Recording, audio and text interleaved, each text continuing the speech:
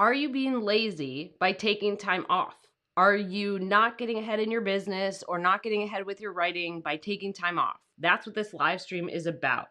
And we're going to go over a couple really important things to know as a freelance writer and to know if you're getting into content marketing writing or content strategy, brand messaging, all the things that you would do as a freelance writer.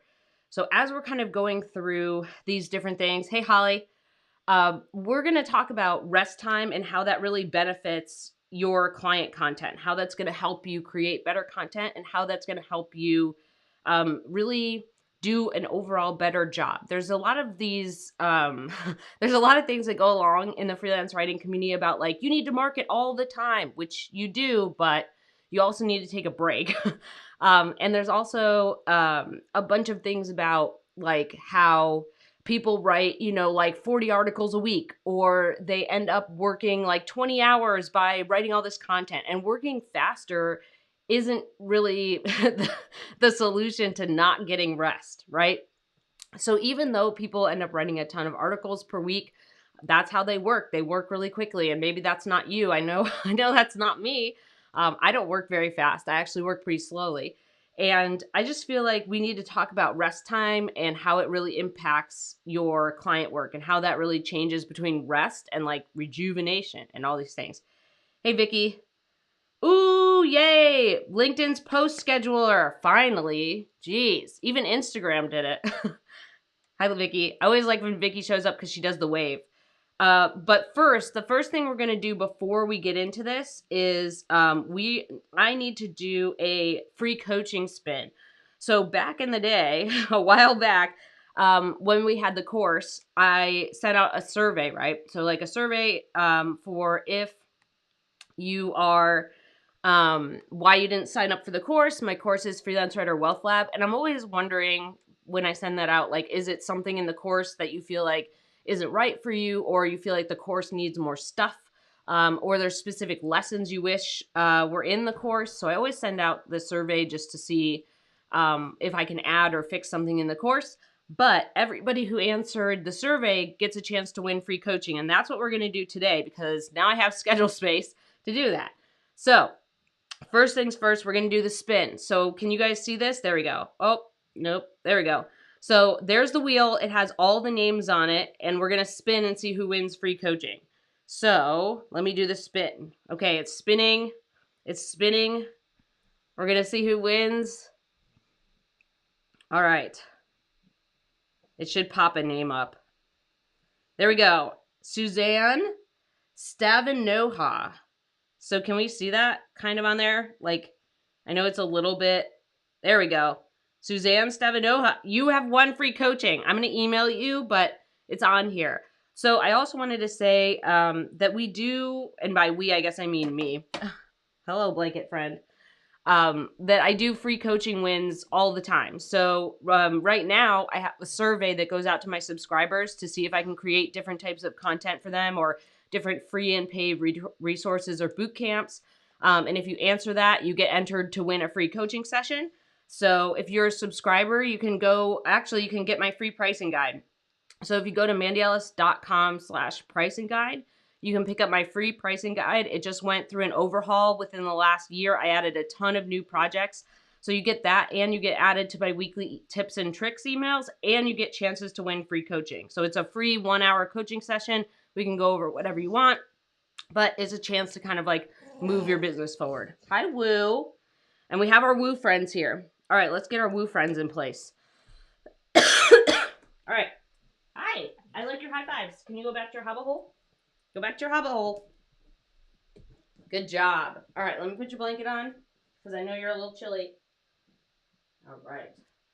Barry, I love your little support duck. Here you go. All right, Barry, you ready? Good job. Oh my gosh, what a gentle bear. Oh, we should put his goggles on. Bo has a pair of goggles that are made for dogs. They're called Rex Specs. And he has to wear them now because he has zero regard for his body when he's outside. So he can run he's been having eye problems, which if you've been watching this live stream, I'm sure you know all about that. But he just runs into stuff all the time. And here you go. And so he has to wear his doggles or his goggles for dogs outside so that he doesn't poke any of his eyeballs or ruin anything that's happening because his eyesight isn't great. Maybe we'll wear them next time. All right, let's get to number one. Let's kind of get into our topic today. Hold on. There we go. Number one. Okay, so number one here is we're going to talk about the resting and rejuvenation part. Hey, Lisa. What we're doing is thinking about the difference. So rest time is just straight up rest. It's just like sleep, it's loafing, it's watching movies, it's just like actual rest, downtime, okay? Maybe tech-free time.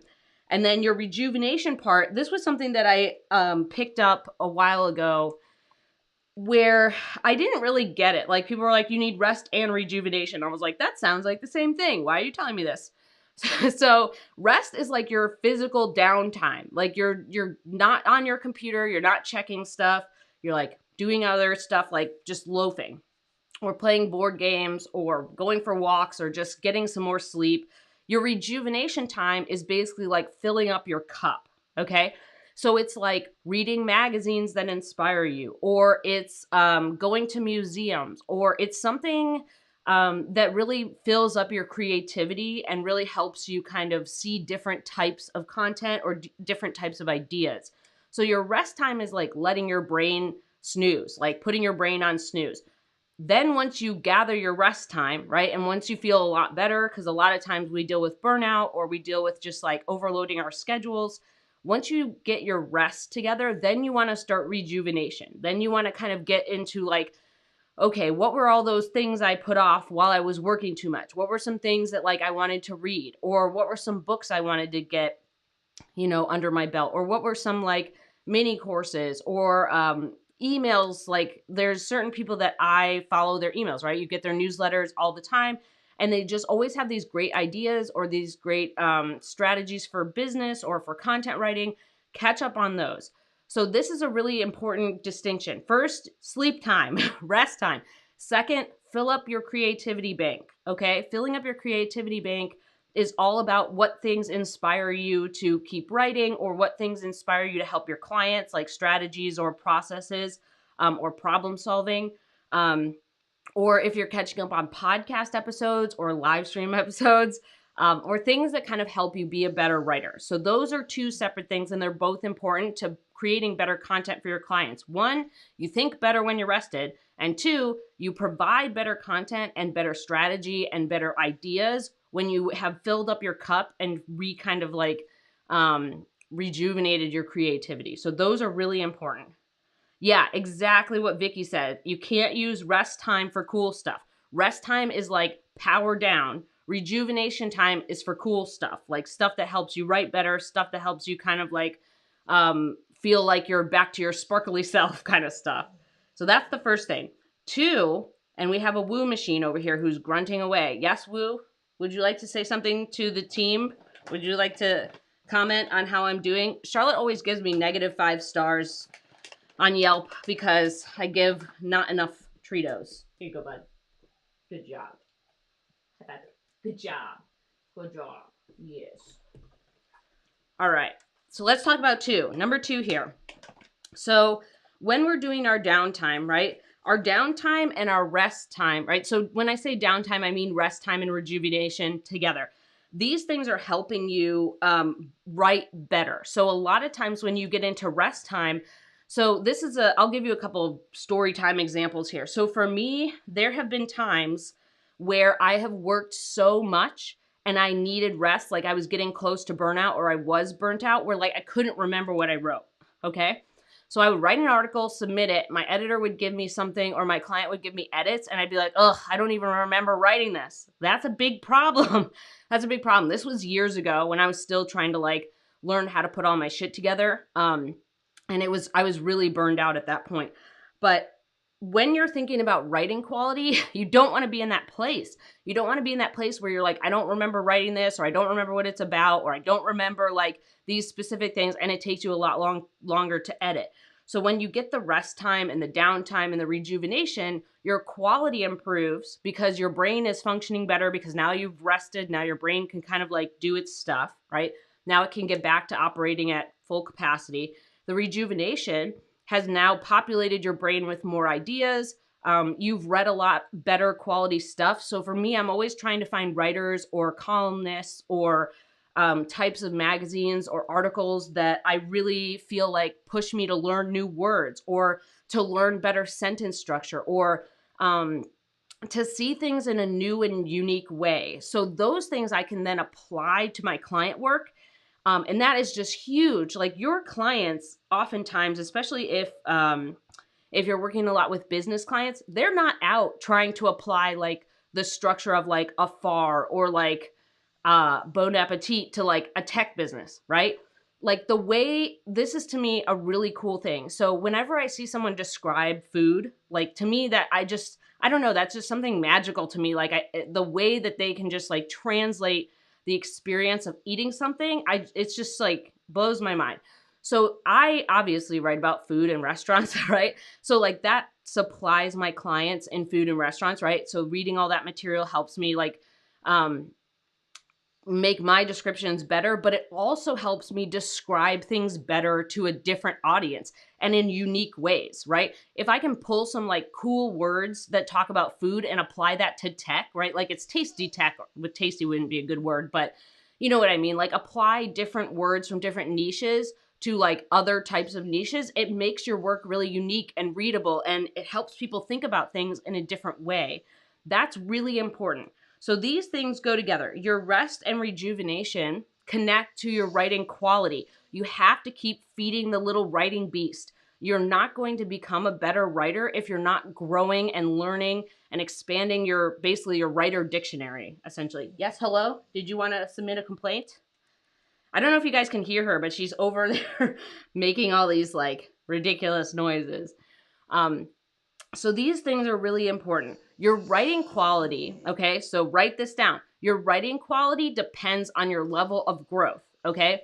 So like if I kept the writing quality I had in 5th grade when Mrs. Short taught me how to use a semicolon, which was like one of the biggest moments of my life. Like learning how to use a semicolon was just like, it changed my life.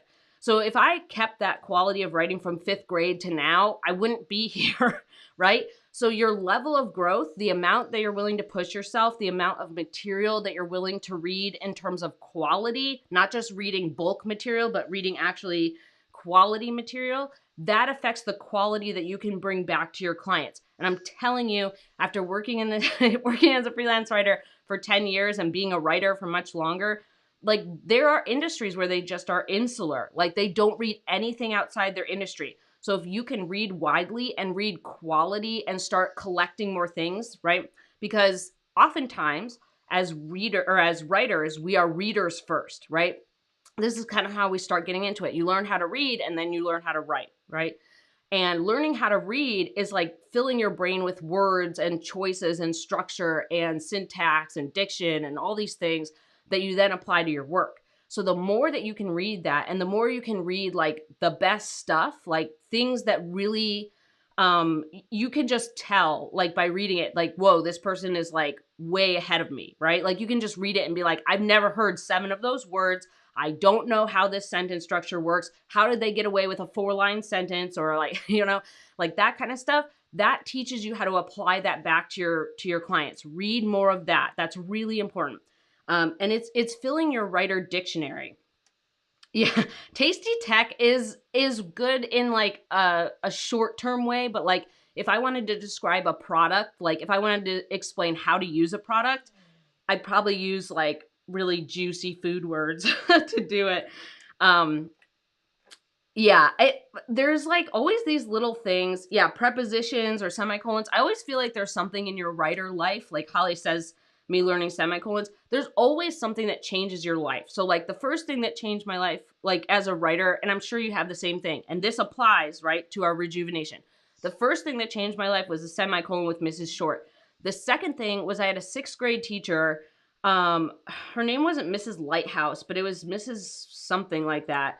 And she just like tore apart my grammar. I just remember that. Like I forget her name right now, but she always told me my grammar was just like atrocious. So I decided in 6th grade, like they would always tell me like your writing is good, but all of the functional aspects of your writing are just trash. So I decided then, that was another pivotal moment to like, all right, cool. Like, let me work on this grammar part and then it'll improve my grades, but it'll also improve like my actual writing quality. So that was another thing, was like 6th grade. I decided like I have to figure this grammar stuff out, because it's like instead of getting an A, I would get like a B minus. Like, it really tanked my grades. I had terrible grammar. So I decided to fix it. And I think that's just like me getting that lesson in 6th grade. That's a lesson that you can get at any time. And I also want to point out, like, I still learn about grammar all the time. Like, if you go to Minion Fogarty, she's like the quick and dirty grammar tips girl. Love that stuff. Okay. That is an ongoing process of learning. It's just like when you start. So I don't think her name was Mrs. Lighthouse. It was Mrs. It started with an L. I bet I could go Google it. But yeah, Mrs. Short. Well, Mrs. Short was best friends with Mrs. Robin, and Mrs. Robin was my regular teacher in 5th grade, and Mrs. Robin uh, was like your regular teacher, and then I went to Mrs. Short for like English in 5th grade. So like we would trade classrooms. Okay, back to the point. The point is, writing quality matters. Your rejuvenation is filling your cup. This should be an ongoing thing, but when you're taking rest time, like I have magazines, like I'll pull them, I have them right here, right? So like they have like Post-its all over them. But so like I collect these, right? So like AAA Explorer, right? AAA Explorer, it's a magazine you get as a AAA person, right? But these are this is something I would like to be in someday. I haven't pitched them, like I've pitched them like once. But they pay really well, and it's really fun material. It's really great material. So I save these all the time, and I read through them to help improve my stuff. You can also use apps. Like there are apps like Zenio or what was that other one? Magster. Um, there's a whole bunch of apps where you can pay like $10 a month to get access to like all these magazines and all these subscriptions, and you can read tons of back issues. That is great too.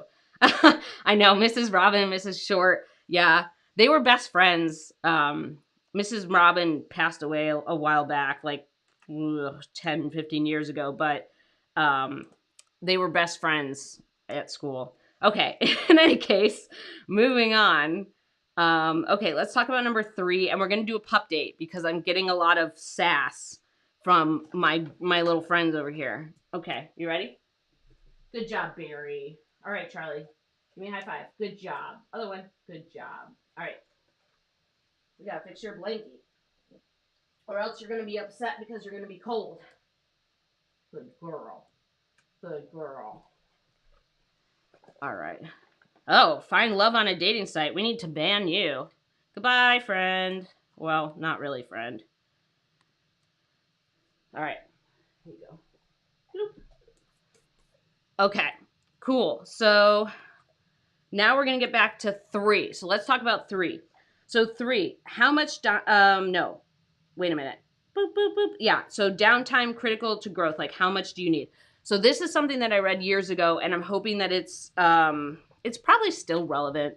But they did a study that said that you need at least 9 days to decompress from work. So if you go on a vacation, you need 9 days to decompress, to actually rest. Okay. So this is something that's really important, and why, no, you have to go back to your hover hole. No, you have to go back to your hover hole. Hold on. To cough.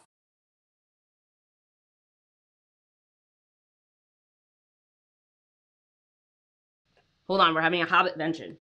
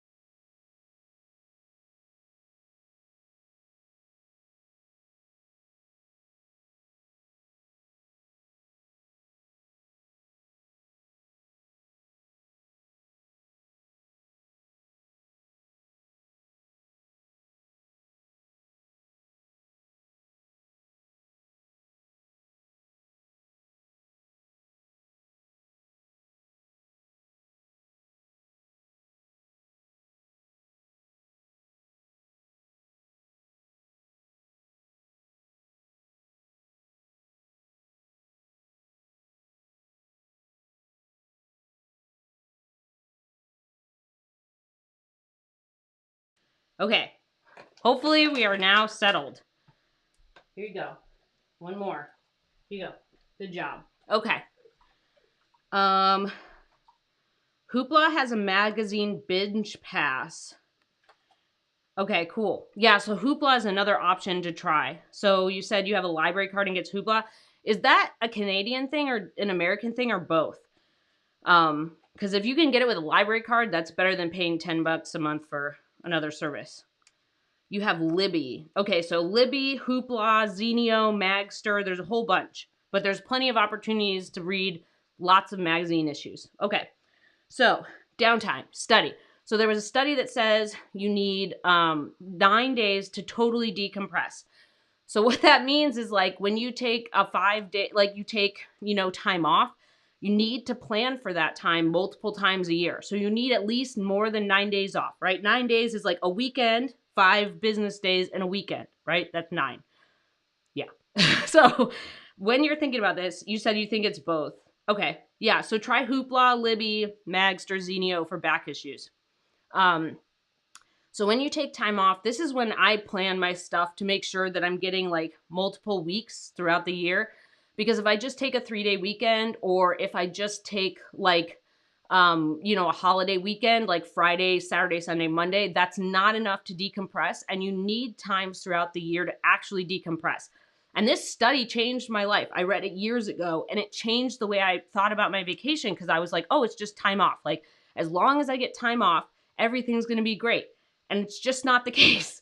All time off is not created equal. Okay. This is one of the reasons why from December to January, I try to take off 3 to 4 weeks. It just depends on like what my schedule is. But last year I took a month. This year I took about 3 weeks. And I kind of spread out my client work. So like I took 3 weeks, and then I started a little bit of, started client work up, and then I started some other things up the week after that, which is today, this week. But all time off is not created equal. So you need to have time off that includes 9 days at some point. And this is something that took me years to learn. 5 business days is nothing in the course of the year, okay? And this is how you get the time off. You have to plan it ahead of time. This is something that like I hope I should harp on my students more about this, but you need to plan your vacation time ahead of time. Because a lot of times I get writers that are like, I'm always busy, I never have time off, like I'm always accepting assignments. And that's because they don't plan far enough ahead. They're just like constantly in this churn of like, oh my God, I need money and work, right? If you plan ahead, you can put all your deadlines outside of the time off and you still get time off, right? And I'm telling you, like, I kept thinking like, oh my God, a whole week of no work and no money. Yeah, 5 business days is such a small amount of time throughout the entire year, okay? And there's plenty of times where we all have had clients go on maternity leave, long vacations, 2-week vacations. They go and do other stuff like all over, right? Like several years ago, people were put on furlough. It was a whole thing. So we have to remember that even if you took, like, say you took like 6 weeks of vacation off, right? And most of those like are over the holidays, where most people are off 2 weeks anyways. So let's say you take 3 weeks over the holidays. Now you have 3 weeks over the rest of the year. Let's say you take off the whole week of Thanksgiving, which is basically mostly Monday and Tuesday, because a lot of people take Wednesday, Thursday for Thanksgiving, Friday off, right? So really that's only 2 business days, but we'll count it as 5. But that's another thing. So now we're up to 4 weeks. Now we have 2 weeks to separate out. I usually take mine in March. So like I'll take a week off in March, because that's usually kind of like a good bubble zone for me to kind of split like my work up. So I'll take some in March and I'll take some in July. So if you think about it that way, if I take the whole week of Thanksgiving, so 1 week, I take 3 weeks at the holidays, because most people take 2 and I take a bonus 1. And now I have 2 weeks left for the rest of the year, right? Then it's only 10 business days, because holiday time is when people are taking time off anyways. So now I have only 10 business days really to worry about. That's essentially nothing. You have to take at least 9 days off. Like I know that sometimes we can get away with a long weekend, or we can get away with like, Wednesday, Thursday, Friday, Saturday, Sunday, or whatever. But at some point, multiple times a year, you have to take 9 days off to decompress and let yourself rest and rejuvenate. That's really important, because the rest time could take 50 to 75% of those days, and then you need to fill your cup the rest, right? So we need to have that time off. That's really important. Hello, Floof. When you're kind of thinking about your downtime and all of this time off, right? We have 9 days. Now we actually have time to grow, right? We have time to kind of let our brain sink in all the all the lessons that we learned. We are giving our brain time to just like melt away. And then when we get to rejuvenation, we're filling our brain up with new ideas, right? So these pieces are actually really important. These downtime vacations or time off are really important to your growth as a writer, your growth, just like letting your brain kind of absorb all the stuff that you've done for the past few months and really getting to the next level. So for me, when I think about the next level, like I need to have downtime so I can kind of review my calendar or look at all my appointments, like how many appointments was I averaging per week, or how many things do I need to drop and what things do I need to pick up. Your downtime, I usually do this over the holidays. I didn't this year, but I'm going to do it soon, like in January, where you review all the stuff, like your projects, your clients, what are you getting paid? What are you working on? What do you want to move to? That's part of this time. That's really important to growing your business. If you don't slow down and you don't stop and review your business, you're going to be one of those writers who gets stuck in the plateau. I've seen this a ton of times. People are like, I've been making 30 to 50K for like 10 years. It's because they never stop and slow down and review their business. They're always like, oh, working money. Like they're not actually analyzing like, how do I actually get to the next level? Or what types of things are bringing me down? Or what types of clients, do I need to trade out for other clients? Or what types of things do I need to work on? You need to have, we have a lost snack. Did you get it? Good job. You need to have time to actually go through all that analysis. It's really important. And the time that people just like don't do that, it just really is hurting your business growth, your writing growth, your client growth, income growth, all that stuff. So that's 3. Let's talk about 4. All right, 4. Boop, boop, boop, boop. 1, 2, 3, 4. Yeah. So when we're decompressing, right, when we have our time and we're moving into a better writing future, right, we are making sure that we're taking those 9 days multiple times a year, right? And it's literally just 10 business days. Weekends are free, right? Those things are really important to just like the decompression part, but also learning about a bunch of different things that you didn't know. Like whenever I analyze my year or I go back, there's always a bunch of stuff that I missed. Tons of things, dozens of things where I'm like, oh, well, that week, I had 20 appointments, but most of the year I'm averaging 10 appointments per week, which, is a lot. And I need to kind of decrease that by doing this. Like there's a whole bunch of things where when you're getting through your day-to-day schedule, you miss out on all of these important kind of trends and factors. So one of the things you need to look at is like deadlines. Are you putting them too close together? Are you making it so that you're rushing around all the time? Are you making your clients' problems your problems, right? A lot of these are hidden lessons that we get at the end of the year or we get as we analyze our business. So when you're looking back through during your rest time or like you're looking through your content, this is something that I think is really important too. Read back through the content that you have from the last year. Like pick some things. There's some times where like you've written, 30 blog posts for a client. You don't need to read all 30. Read like the last 4 or 5. But read back through your content. Is your content getting better or worse? Is your content looking like it's more of a fit for the client?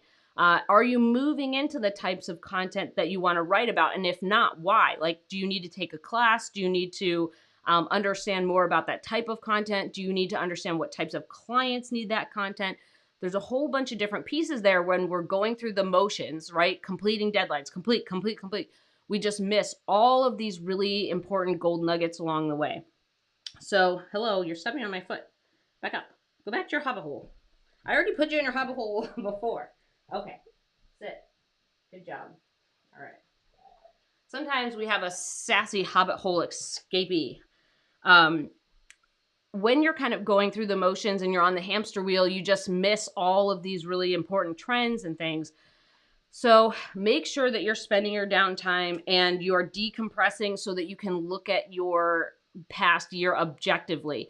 We're not looking at the past year to beat ourselves up, and we're not looking at the past year to be like, wow, I did a really shitty job.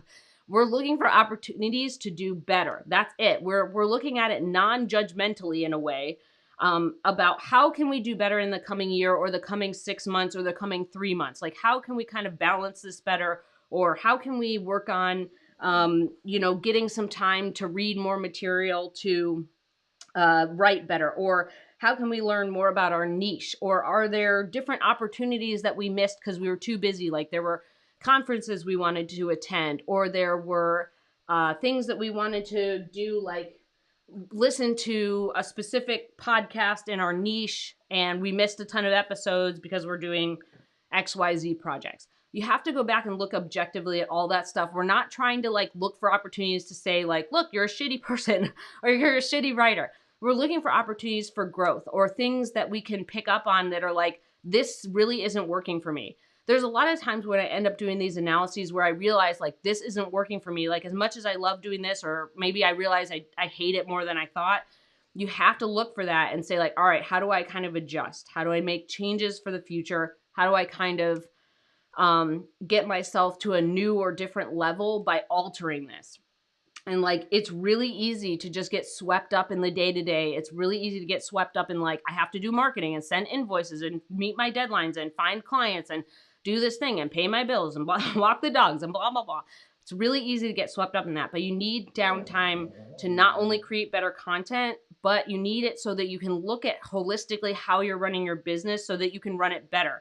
This is one of those things that I get asked a lot. And this was something that came up in the survey is, and we've talked about this before, but I'm going to write it. I'm going to put it on my little whiteboard. So hold on. So people ask me like all the time, like, how do you do it all? And it's like, I don't do it all. I don't. But what I do is these analysis, these yearly analysis with my business. Okay, so it's like this, right? It's like that diagram that you see from like economic things. Okay, so when I first started, there we go. When I first started, right, I'm over here. All of my projects and all the stuff I'm doing in my freelance writing business, it takes all of my time. It takes all of it. It's really high up there. It's a big pain in the butt. And I'm learning, right? I'm learning how to do all this stuff, right? But as I get more familiar with freelance writing and clients and marketing, and I automate some things and I systematize and process things, now running my freelance business takes, not very, very much time. So like, let's say it's half my time. 50% of my time is running my freelance writing business. And the other 50% of my time could be expanding my freelance writing business if I chose to do that, but I didn't. I chose to create a course and a community and coaching and all this stuff for freelance writers. That's something that is really a big thing for me, a big passion of mine. I hate saying passion because everybody says it, but it's something that's really important to me. So I can do that because I've gotten through the shitty part where all of my time used to be on my freelance writing business, and now my time can be split between different stuff. I've just chosen to run other things, right? I know I always do this thing wrong, but you guys get it. Like it takes all my time or whatever it is. I'm not good with this. This is why I'm not in economics, but you guys get it, right? So let's see if I can flip it. Ugh. This is why I did really bad with these kind of things. Like, I know the principle and I understand how it works, but I'm not good at diagrams or things like that. I'm good at explaining like what I'm trying to tell you, but you guys get it. Okay, let's see if we fix this. So all my time, right? So now let's say my freelance business, I only know that my freelance business takes 50% of my time because I'm constantly analyzing it during my downtime, right? I'm constantly analyzing it. I know what's going on. I know what I'm spending my time on. I know what things are taking up all my space. I know how much mental energy I need to devote to certain projects and what types of things I need to do for my students. Like, this is, I know Margaret's like laughing at me with my stupid diagrams. But this is like the idea, right? It's not that I do it all. Like, you guys will notice, like, well, maybe you won't, but I didn't really post on social media for the last month because I've been taking time off. I don't do it all. I stopped doing stuff, and I pre-schedule things as much as possible. So for example, I pre-schedule invoices in Dubsado to send so that I don't have to do that all the time. Like, they send on the dates that we agreed on, right? And then I pre-schedule a ton of stuff with my students. Like the course is created, so I have a drip for it. So like all the stuff gets dripped out on the weekly schedule for Freelance Writer Wealth Lab over the 10 weeks of the course. So that stuff is pre-scheduled. And if they need me to make another video, I have time to do that because everything else has been created. Eventually I will go back and redo the whole course and freshen it up and whatnot. But I'm not at that point yet. The other thing too is like managing the community, right? Managing our Wealth Lab community. It doesn't take much time because these are questions I've seen thousands of times. Like I've answered these things so much that like I don't even really have to think about it that much. I just start typing, do this, blah, blah, blah, blah, blah. So like the way that it seems like I'm doing all this stuff is because I've already followed the principle of analyzing things, right? And because I've automated, because I've done things 1,000 times, like I've written so many blog posts, right? Like I don't need to think about it as much. But when you're newer to freelance writing or you're kind of in like the 1 to 3 year mark and you're still trying to like get all your processes and systems all over the place and you're still trying to like get everything set up when you're trying to do it on your own, right? I know, I hear you. That time, right? Like I've been doing this for long enough that I've already set up all these things to do it for me, right?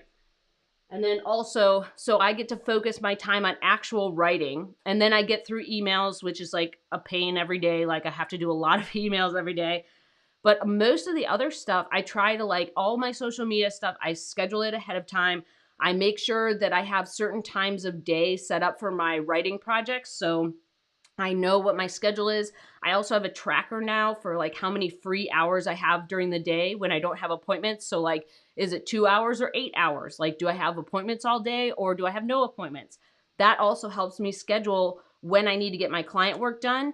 And then I also schedule like how much brain space do I need for my students? Like, do I need a ton of brain space to review something or to do something in the community? Or is it something where like I have several questions or comments or things that people need and it doesn't take much time so I can do it at the end of the day?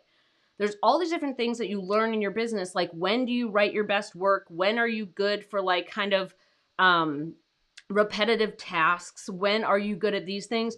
That's how it works, is like you just have to get to this point. Like you have to get through the shitty part, right? You have to get through the shitty part of like, everything takes all your time, everything. Then you eventually are like, okay, the writing doesn't take as much time. And then now the systems don't take as much time. And then the marketing doesn't take as much time. And then, right? So, oops, I went the wrong way, but you get it. So like, as we're doing this, right? Everything when you're kind of setting it up takes forever. But then you get into this kind of well-oiled machine situation where then you have more time to do other stuff, or you have more time to like, this is how writers end up working 20 hours a week, right? Is they don't have, like, they either write really fast or they get their work done in half their time and then they can go off and do whatever. So I'm good at like diagrams. Yeah, I'm only good at diagrams in terms of like explaining what I mean. The diagram itself, I don't think is actually good, but I think that what I'm explaining for the diagram is decent. Yeah, you want to figure out yeah, exactly. Is the rhythm and flow of your own business. Like I'm telling you what's in my business, what works for me and what I'm working on. But that could be very different than your own business. And like I said, like I'm a kind of a slow writer. Like it's something where I know that a project of mine, like something could take me 2 hours to write it, or it could take me 8 or 10 or 12 hours to write it.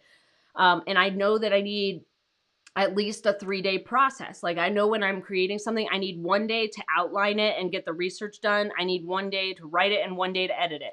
And it doesn't mean 3 8-hour days. It means I need to separate those by like going to sleep. I need my brain to like absorb and refresh in between those processes. Like I know some writers are like researching, writing, and editing in 1 day and they send it in. That is not me. It's not me. Yeah, the access. What's Katie Portered? I don't know what Katie Portered is. I know who Marie Kondo is. But in any case, when we're thinking about these things, the reason that I can get things done is because I manage my time. And the reason that I manage my time so well is because I spend my rest time and my downtime analyzing my business and making sure that I'm doing all these things and changing the things that suck and changing the things that I hate and actually giving myself the brain space to non-judgmentally review my stuff, okay? That's really important. You have to do it. It's not just sleeping. It's not just reading magazines, but you also have to analyze your business and see where you can make some changes. Okay, I don't know who that is. I'm not good with politics. I'm not good with politics at all. So I'm just going to say Marie Kondoing. If it doesn't bring you joy, cut it out. I know. You're willing. Do you want to say hello to everybody? You want to come up and say hello? Come here. Oh, she says no. She says, don't pick me up. All right, let's do pup date because you're being sassy. Oh, okay. She uses a whiteboard. I like the whiteboard. I feel like it's effective. All right, Charlotte. Yeah, back to your hobbit hole. Charlotte, hobbit hole. Good job. All right, can you give me a high five? Good girl. Other one. Ah. Other one. Good job. Oh my goodness, you're drooling quite ferociously. Yeah, that's like, that would be my slogan. Change the things that suck. Yep. High five. Other one. Other one. Other one. Other one. Good job. All right. Okay. So I hope that this has been helpful. And I hope that it's kind of helped you see the difference between rest time, rejuvenation, how it's going to help you manage your schedule, how it's helping you create better content for your clients, how much time you actually need off multiple times a year. Like, I'm not saying, you know, don't take a 4-day weekend here and there and don't take, you know, government holidays or whatever off, which you definitely should take all government holidays off. I remember when I didn't take any government holidays off and it was a nightmare. So make sure you take government holidays off and work in at least 2 other times a year where you can take a week off. It is such a small period of time. Just make sure that you schedule it ahead of time. It's a lot easier. The whiteboard's amazing. Holly sent me that other board that's like not as shiny. I'm thinking about getting that. When will I make t-shirts? I don't know. Maybe that's part of my 2023 plan is I'll make t-shirts for everybody and then we'll call them Woo Patrol, right? Do you want to be part of the Woo Patrol? She's like, I don't know. She's like, leave me alone. She's like, just give me the treats. So I hope that this was helpful for everybody. I hope that you guys learned a bunch about reviewing things, writing quality, doing good stuff for clients. And we're here every Friday. We do a live stream every Friday. Sometimes I take time off, obviously, based on this live stream. But we do it every Friday at noon Central. You can pick up my free pricing guide here. So if you go to mandyellis.com/pricing guide, you can pick up my free pricing guide. I just redid it within the last year, so it has a ton more projects. And when you sign up for my free pricing guide, you get my weekly tips and tricks email. So beyond just these live streams, I also send tips and tricks, a tips and tricks email every Monday. So let's see. Oh, and you can always ask a question. So if you ever have a question that you want me to answer on the live stream, just go to mandyellis.com/question. Put it in there, and we could do a topic or a question. You can pop it in there. All right. Hope this was helpful. Yeah. Oh, good. Margaret said she's going to take time off every quarter. Good job. I think you should do that. I think you should. I think you should do that. I'm totally in agreement with that. All right. I hope everybody has a good Friday and a good weekend, and I will see you next Friday at noon. It's noon Central Time. All right. Bye.